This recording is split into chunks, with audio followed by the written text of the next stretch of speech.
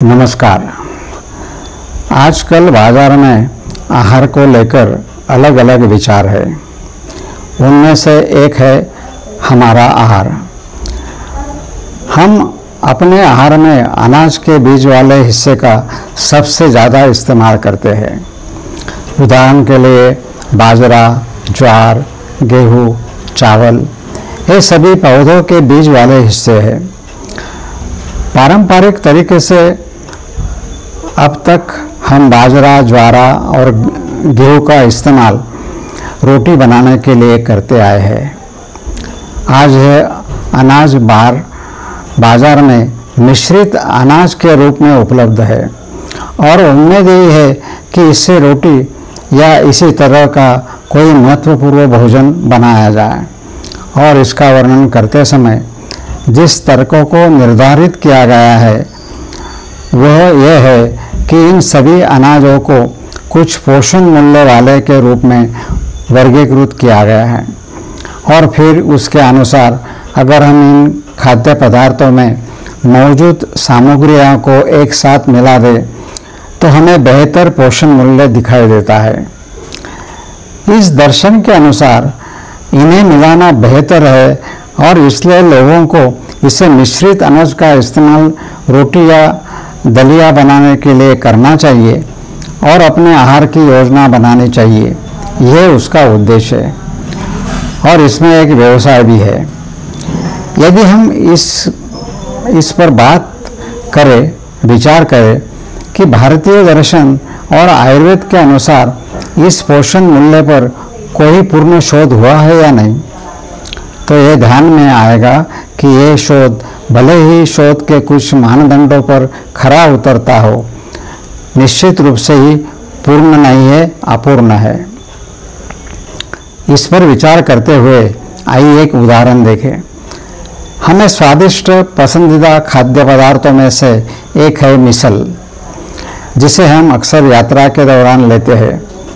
कुछ दशक पहले एक शोधकर्ता ने यह मुद्दा उठाया था कि इस मिसल में फरसान, मटकी, पोहा और अन्य चीज़ें शामिल हो सकती है। यदि इन सभी वस्तुओं के पोषण मूल्य की गणना की जाए तो इस मिसल में सभी प्रकार की सामग्रियां उपलब्ध है और इसलिए मिसल एक बेहतरीन खाद्य पदार्थ है जो शरीर के सभी घटकों को पोषण दे सकता है। इस मिश्रित अनाज के मामले में यही निष्कर्ष निकाला गया है। अब कल्पना कीजिए कि यदि हम मिसल को सर्वोत्तम भोजन मानते हैं और फिर नियमित रूप से सुबह और शाम केवल मिसल ही खाते हैं तो हमारे शरीर का क्या होगा। तो यदि यह व्यंजन आहार के रूप में सर्वोत्तम है तो क्या हमें लाभ पहुंचा सकता है या हानि पहुंचा सकता है, यह निर्णय सभी को करना चाहिए। इससे यह स्पष्ट है कि जिस विचार के आधार पर इन खाद्य पदार्थों को अच्छा कहा जाता है वह पूर्ण शोध पर आधारित नहीं है। अब इसे देखें। हर व्यक्ति अलग अलग होती है। सबके गुण कम या ज़्यादा हद तक अलग होते हैं। भले ही आप एक दूसरे के मित्र हो, लोगों के बीच मित्रता में कुछ हद तक अलग अलग गुण मतभेद हो सकते हैं, लेकिन अधिकांशतः मित्रता समान गुणों पर आधारित होती है। हो सकता है कि वे भिन्न गुण कभी कभी कम या ज़्यादा हद तक मतभेद पैदा कर दे। ये हमारा हर समय का अनुभव है। पौधे भी जीवित प्राणी है, उनमें इंद्रियां होती है, सभी में मन है। यह अब सभी ने स्वीकार किया है।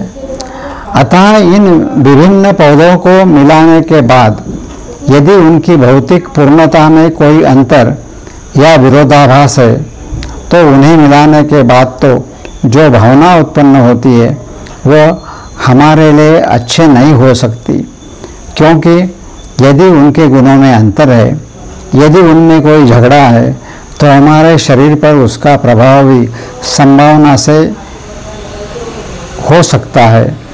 इसका इनकार नहीं किया जा सकता। गुणों में समानता होने पर इतनी बड़ी समस्या नहीं होगी, लेकिन यदि असंतुलन है तो उसका धीमा प्रभाव वर्षों तक जारी रहने की संभावना है। कुछ खाद्य पदार्थ जो सबके लिए फायदेमंद होते हैं, किसी न किसी के लिए हानिकारक भी होते हैं। इसे हम एलर्जी कहते हैं। आयुर्वेद, जो भारतीय दर्शन पर आधारित है, कहता है कि अच्छे फलों को भी एक साथ नहीं खाना चाहिए।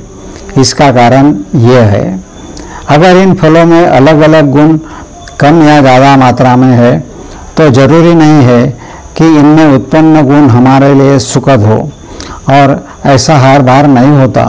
यह धीरे धीरे हो सकता है। व्यक्ति जल्दी बीमार कोई पड़ सकता है। फल और सब्जियां का फलों में आना ही इस सिद्धांत को ध्यान में रखते हुए कई तरह की सब्जियों को एक साथ नहीं खाना चाहिए, कई तरह के अनाजों को एक साथ नहीं खाना चाहिए। और फिर अगर हम एक ही भोजन ले सके तो हम शरीर को बिना कोई नुकसान पहुंचाए संतुलन बनाने की कोशिश कर सकते हैं। व्यवहार में विशेष दालों को मिलाकर थाली पीठ आदि बनाई जाती है, और यह नियमित रूप से नहीं बनाई जाती, यह कभी कभी बनाई जाती है। हालांकि आयुर्वेद में इन दालों की एक श्रेणी बनाई गई है, और सभी दालों में कुछ सामान्य गुण होते हैं, यानी जो मित्रता के योग्य है, ऐसा वर्णन दिया है।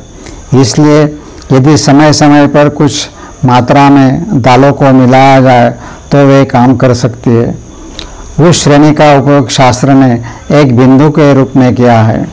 अनाज की ऐसी श्रेणी को मिलाया नहीं गया, सब्जियों की ऐसी श्रेणी को मिलाया नहीं गया, फलों की ऐसी श्रेणी को मिलाया नहीं गया।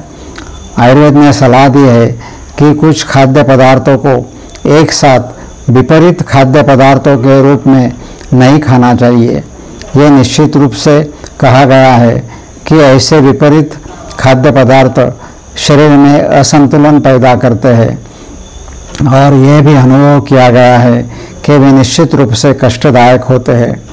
उदाहरण के लिए मछली और दूध को एक साथ नहीं खाना चाहिए। हमने व्यवहार में ऐसी कई बातें सीखी है। हर व्यक्ति अलग होता है, उनमें कोई समानता नहीं होती।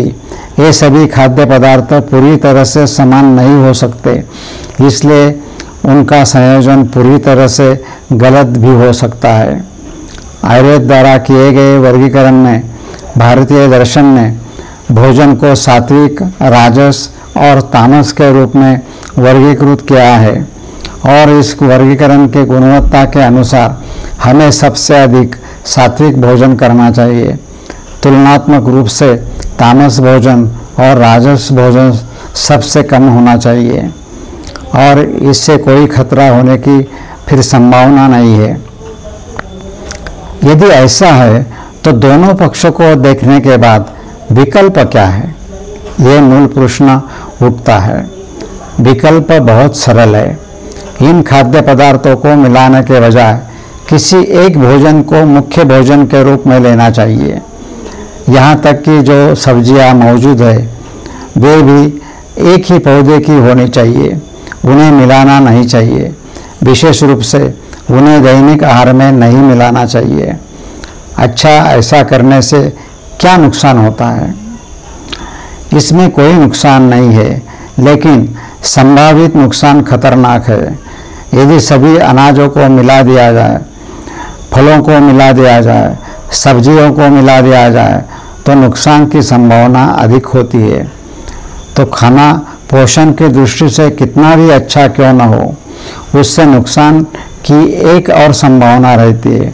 अगर हम लेन देन में उस चीज़ को अस्वीकार कर ले जिससे नुकसान न हो, तो मुझे लगता है कि ये सबसे अच्छा हो सकता है, और हो सकता है कि इस नए विचार पर पूरी तरह से शोध न हुआ हो।